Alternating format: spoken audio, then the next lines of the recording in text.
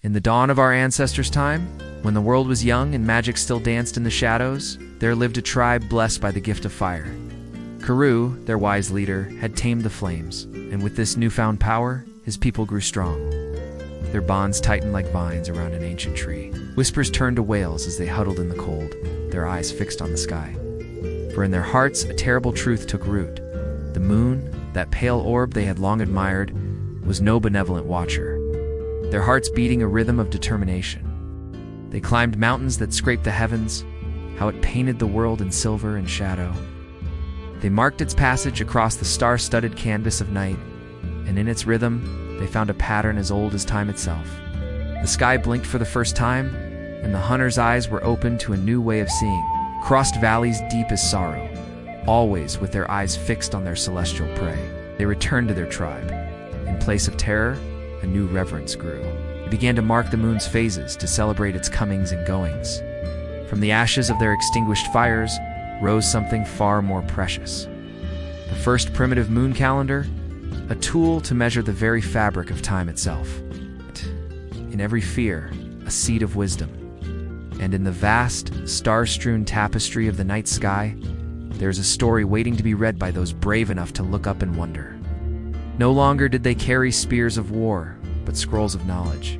Drums beating in time with the celestial rhythm above, but the moon that caught them in a net of silver light and ancient knowledge. And in that gentle capture, they found not an end, but a beginning. The first step on a journey that would lead their people out of darkness and into the light of understanding. They tell the tale of the moon hunters, of how wisdom was born from fear, and how the sky taught them to dance with time itself. They spoke of cycles and seasons, of the dance of light and dark that governed all things. Remember this. Sometimes the greatest hunts lead not to conquest, but to comprehension.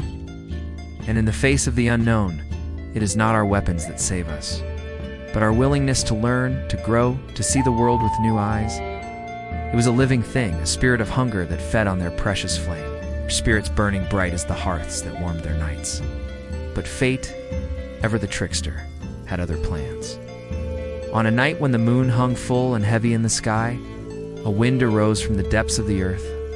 It howled through the village, a hungry beast devouring all light in its path.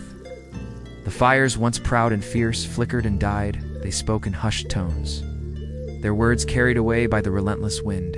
A decision was made, born of desperation and courage.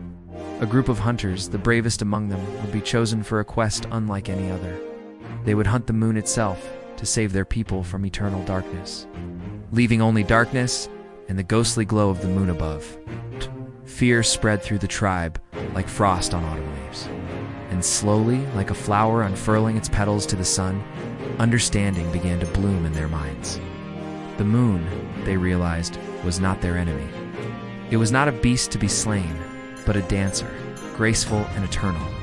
The elders gathered, their faces etched with worry.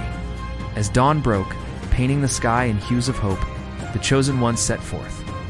Their spears glinted in the weak light, days turned to nights, and nights to days. The hunters watched, they waited, they learned. They saw how it waxed and waned, with hearts full of wonder and minds brimming with newfound wisdom. The tribe listened, their fear melting away like morning mist. And so, on nights when the moon rises full and bright, the tribe no longer cowers in fear. Instead, they gather around their rekindled fires, for in the end, it was not the hunters who caught the moon. As the story fades like embers in the night, for in every shadow there is a lesson.